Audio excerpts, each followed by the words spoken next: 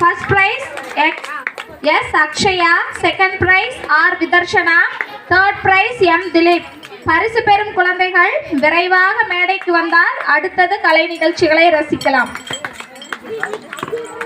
Third standard பரிசுகள் வழங்கிய அம்மா அவர்களுக்கு நன்றி. அடுத்ததாக பரிசு வழங்கும்படி திரு கமலம் அம்மா அவர்களை அன்போடு கேட்டுக்கொள்கிறேன்.